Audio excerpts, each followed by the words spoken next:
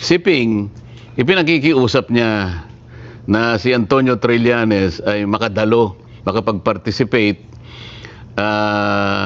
kahit sa pamamagitan lang ng teleconferencing. Opo. Dahil sa senador naman siya at importante naman ang kanyang pakikisama sa pagtalakay ng mga usapin. Nung time na yun, ng nakulong Senado. ata si Trillanes, ano po? Nakakulong nga Yes po, opo. Kaya nga nabanggit ko yung IPU, hanggang doon ipinarating yun.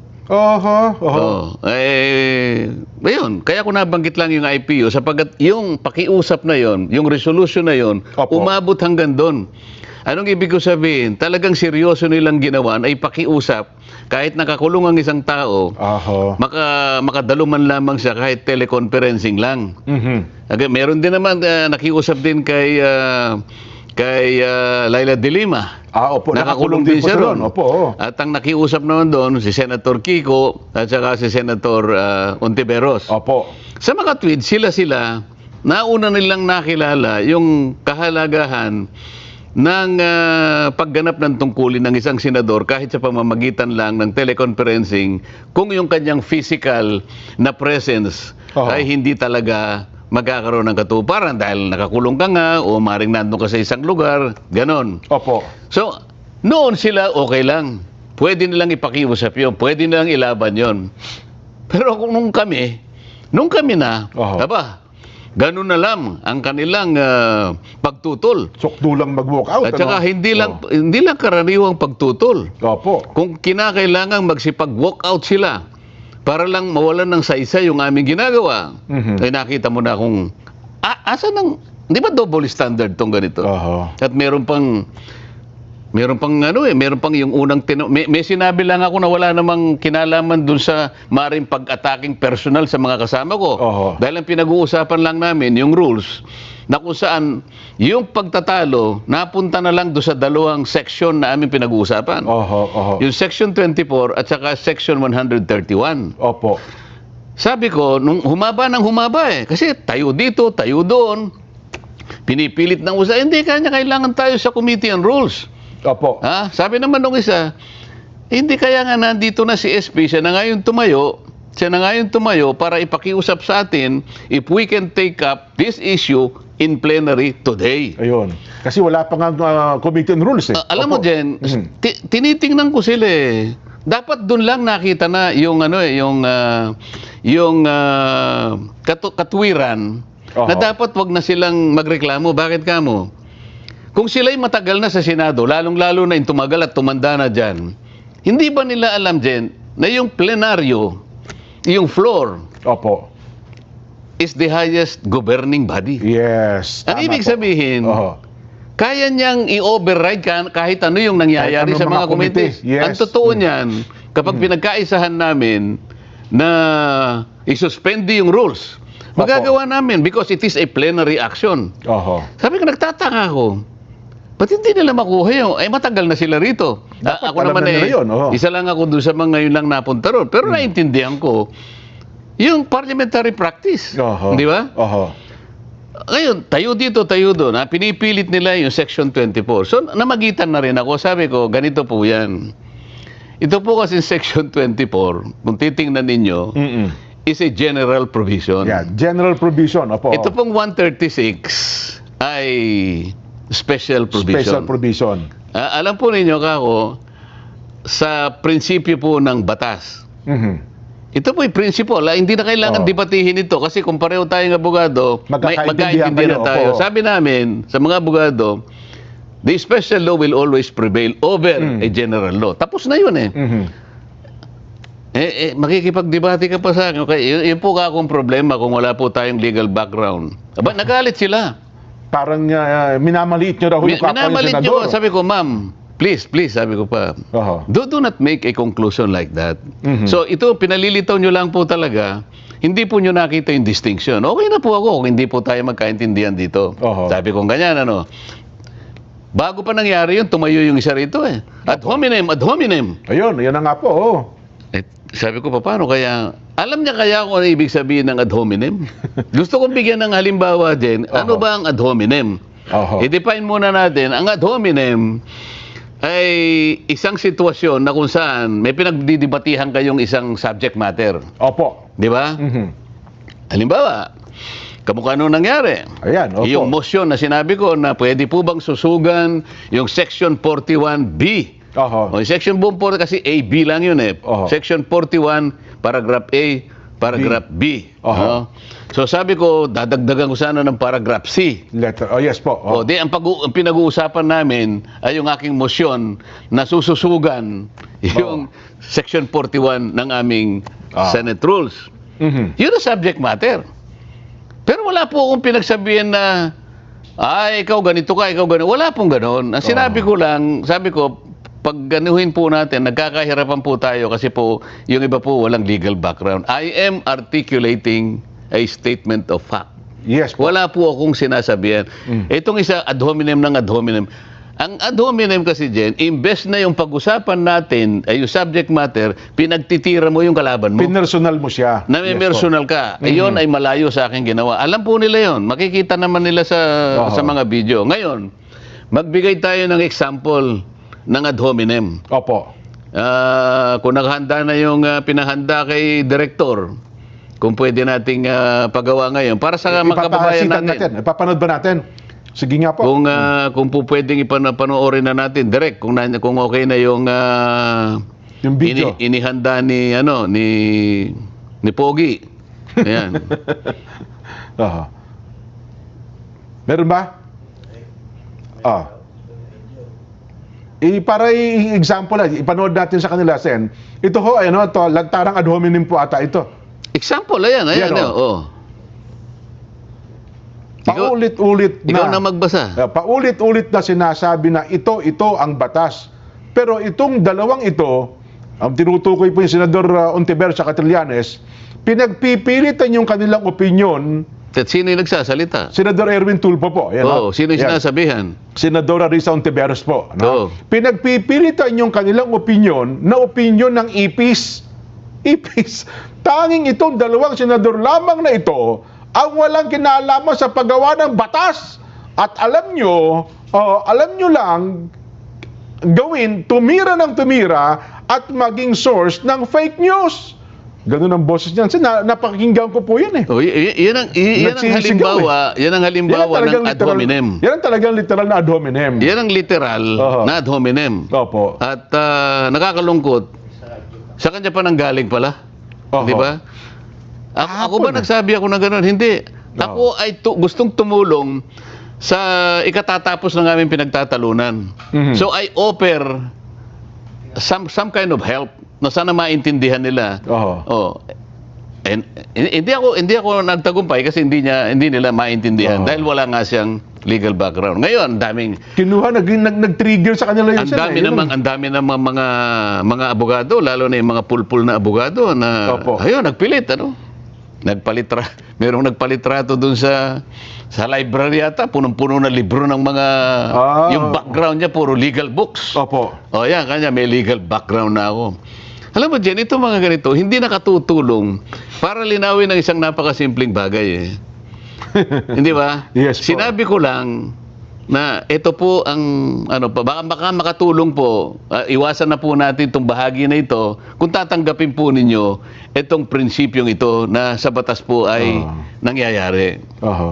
Hindi ka ganito. Wala na po akong magagawa. Hindi po tayo magkakaintindihan. Kaya pa nung tumindig si SP Alan, nung pagkatapos magsalita, meron daw niya kasi mga lingwahe, kayo mga abogado na kayo nagkakaintindihan, at saka lingwahe ng mga hindi abogado na hindi nyo naintindihan. Hindi, meron nga sa amin, sila nga yung gustong-gustong magsalita dyan eh. Well, tama kayo. Merong magsasabi dyan, res ipsa loquitur, sabi niya.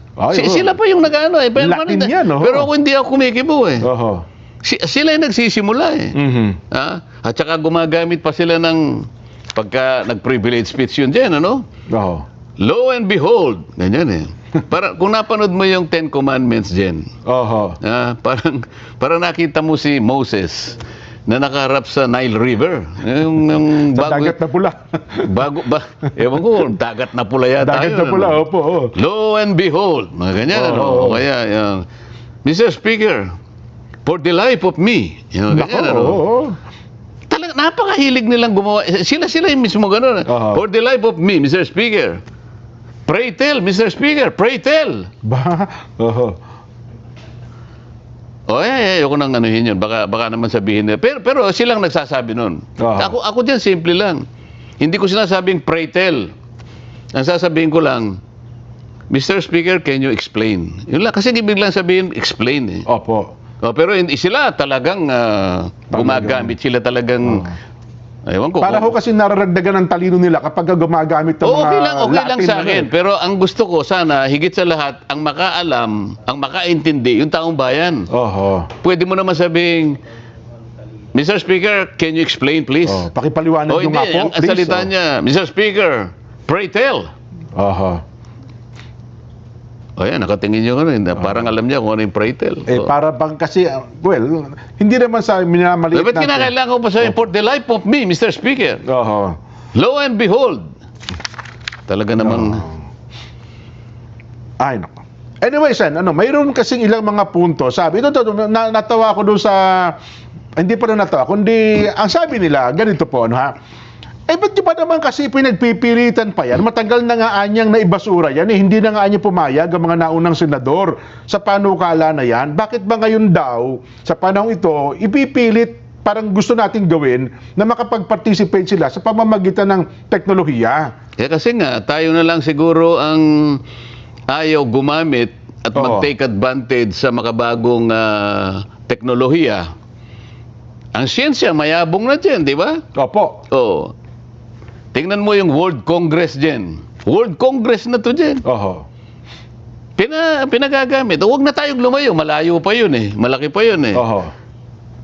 Balingan mo yung House of Representatives dyan. Opo. Nakakaboto sila online. Kung minsan, halimbawa, hindi nakarating yung kasi buong Pilipinas naman yung nandun siya sa kanyang distrito. Gusto niyang bumoto. Gusto niyang i-register yung vote niya. Teleconferencing o kaya video conferencing. Pinapayagan. Kaya kamakailan lang isang batas ang kanilang parang pinagbutuhan sa third reading yata o second reading. 255 ang nag-participate. Yung iba, online. Bakit yung mababang kapulungan pwede? Yung mataas na kapulungan, hindi pwede. Hindi pwede. Bakit ang COMELEC ngayon pinapayagan online voting? Yung voting, yung balota mo, pwede kang bumoto online. Bukod doon, bago yung online na yon, merong mail voting. Anong ibig sabihin nun? Lahat binibigyan ng pagkakataon makapag-participate, makinabang ka sa gawain ng demokrasya. Kailangan ng tao makialam. Sa pagboto, kailangan kasi. So, bigyan mo lahat ng pagkakataon. Kaso, ang sinasabi kagad nila, o kaya naman yun lang sinusulong yan. Gusto nyo makaboto si Bato eh.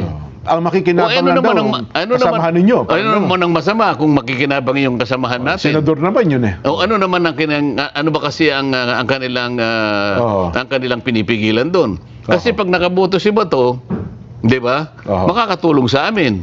Sa suma total, hindi pwede sa kanila. Ayaw nila yon.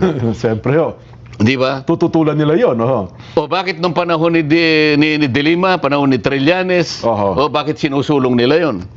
Bakit ngayon naman ay hindi pwede? So kailangan malaman po ng tao lahat ito.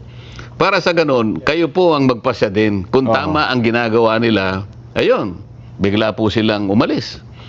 Tama ba yung ginawa nila dyan sa palagay mo? Parang immature nga yun siya, no? Hindi mature. Paano yun? Halimbawa, kung napakaraming bang kabataan, halimbawa, merong subject na sa mga eskwela. O kanya, class, para makita nyo ang actual na nangyayari sa Senado, ang ating subject matter ngayon ay tingnan natin ang kanilang proceeding. Ano? Nako.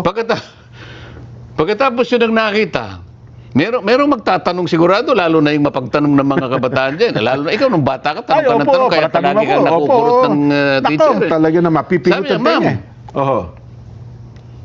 Ano po ba yung... Bakit po nagsialisan ng ganun? Ano sa palagi mo ang sasabihin ng teacher dyan? Baka sabihin, ilipat nyo, huwag naman naman dyan. Mag-iba tayo ng channel. Baka Hindi siya magpapaliwanag doon kasi hindi pa mali yun hindi niya pwedeng anuhin kasi nakakita ng mga bata di ba? Hindi ka naman pwedeng magsinungaling sa mga bata.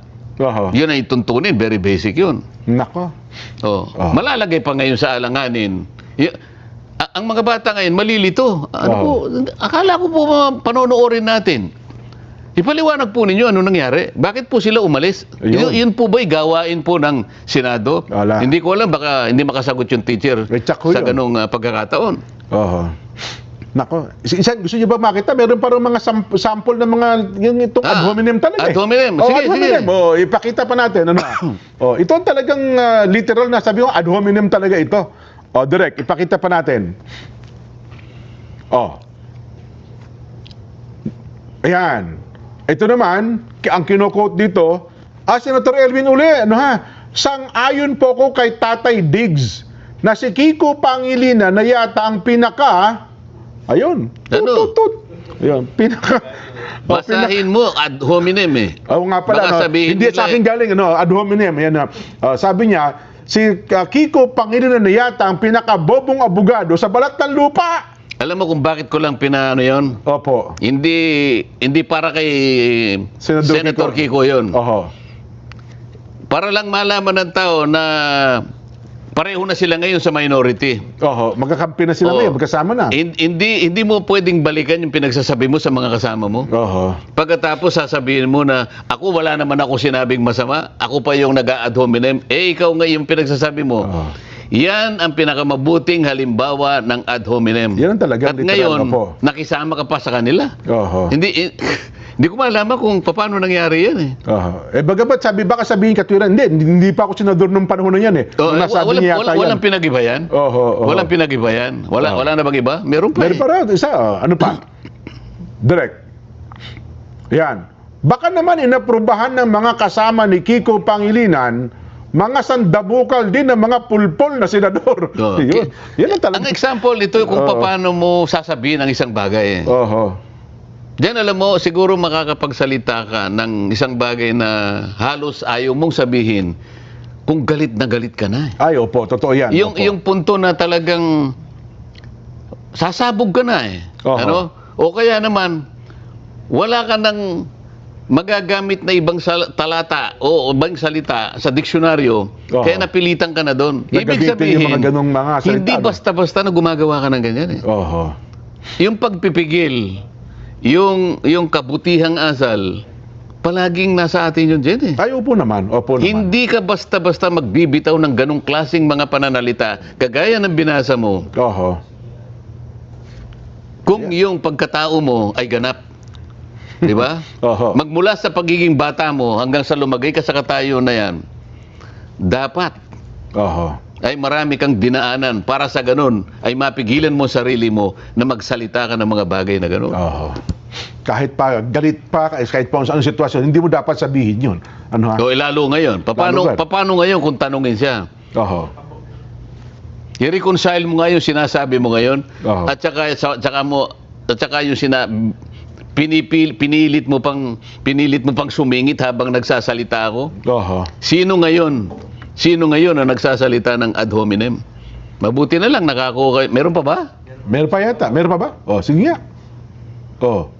Pag ikaw nasa Senado, ikaw ay gumagawa ng batas. Think, di ho ba? Pinapasweldohan po namin kayo para mag-isip, hindi para magngak-ngak at magdaldal. Masakit ang mga salitang ito. Ayan. Siguro naman ay nakakalap tayo ng napakarami ng ad hominems. Yan ang mga halimbawa po na mga kababayan, halimbawa lang po ito na ipinakikita namin, huwag po ninyong gagayahin. Huwag po ninyong gagayahin. At alam po naman namin na hindi nyo gagayahin. Pinakita lang namin kung paanong siya mismo na tumayo na ad hominem na siyang ad hominem, pero siya po ang pinanggalingan ng maraming ad hominem. Yan po ang gusto lang naming sabihin sa inyo. Ako, Sen, kasi basa ko ng sitwasyon na yan, parang naghanap lang sila ng dahilan para mag-walk out. Parang pinlano talaga ata nila, bago pa lang ata yun, para maghanap tayo ng chance, timing, para makapag-walk out sa pagkakataon. Pero itanong mo sa akin yung ano bang epekto nun? ay pag-walkout nila. Ano nga po ba ang naging epekto nun? Nagtagumpay ho ba Hindi, sila? katulad nung halimbawa, pinagalimbawa natin kanina, merong isang classroom na mga estudyanteng nakapako yung tingin nila sapagkat ang pagkakaalam ng teacher, ito'y kailangan nating igalang ito. Opo. I-emulate natin itong mga taong ito sapagkat sila'y tinatagurian nating mga honorables. Opo. Yan ay ibinoto ng taong bayan. Yan ang maglilingkod sa atin. Opo. Kaya pakinggan ninyo ang kanilang mga sinasabi, pati yung kanilang pamamaraan ng pagsasalita, at yung kanilang decorum. Yan, opo. Marami po kayong matututunan dyan. Oho. Pagkatapos nagsigawan at sila'y lumabas. Oho. Anong halimbawa ang ibibigay mo Oho. sa mga bata? Oho. Oh. Mukhang bad example po yun. Hindi magandang halimbawa yun, Sen. Pero nagsimula kami dyan. Nakita mo naman, May 11, nauna kong ipinropose yung amendment. Oho. Ang usapan nga, i-repair sa Committee on Rules. Nagkataon naman kasi na nag-organize pa lang sapagkat, di ba, we declared all positions vacant including the chairmanships of the committee. Yes po. Ngayon, sabi nila, wala pa naman committee, paano ngayon ganyan-ganyan? Kaya nga po ni Alan Cayetano, ako na po ang nagmo-motion ngayon, i-take up na lang po natin dito sa committee. Oho. Dito sa plenary. Oho. Sa committee kasi dyan, karaniwan, ito sa pag-attend ko ng committee, ando ng chairman, commission may kasama siya, 2, commission naman isa lang. Commission nga tatawagan ako Opo. Sendante, pwede bang bumaba ka rito? Makapagano. Yung mga kaibigan natin. Oho. Hindi ko ma-start ito, wala akong quorum Tama naman yun. Bumaba ka lang rito, tulungan mo lang ako para sa quorum. Quorum lang Opo. O sige ka ako. Pero kung nandun na ako, magpa-participate na rin ako. Siyempre naman. Oho. Hindi pa ako nakakatagal, boss. Puntahan mo rin ako dito, malapit lang yung wala rin akong quorum. Oho. Sa mga katwid, ang gusto ko sabihin, sa committee, pangkaraniwan, 2-3 lang ang nandun. Opo. Samantalang ito, plenary ito, nandun kami, halos lahat nandun kami. 23 po kayo noong pagkakataon na Oo, sabi ni Alan, SP Alan, Opo. dito na po natin pag-usapan. Oho. Bakit nagalit lahat? Hindi po ba kayo nakahanda makipag-usap, makipagdebate sa amin? Kagaya ng pinipilit kong sabihin, bakit po ayaw yung pag-usapan natin? Kumbaga ganda naman pala ang puntos sumagot dun ka agad ito. Oh. Why are you very in a hurry? Yung ganun, Yan, oo. Iba pa yung islang-islang, Oho. You're very in a hurry. Para daw nagmamadali kayo. Kasi daw, Hindi ba, pagka namang impeachment, hindi ba sinabi ng Constitution, forthwith? Hindi na, batayin yung madaliin. Ganun na naman sila Oho. Pero ito, minamadali namin, nagagalit. Oho. Pagka impeachment, forward. Oho. Sala sa init, sala sa lamig Oho. Kapapano ang kanilang paniwala, gagamitin ni Bato.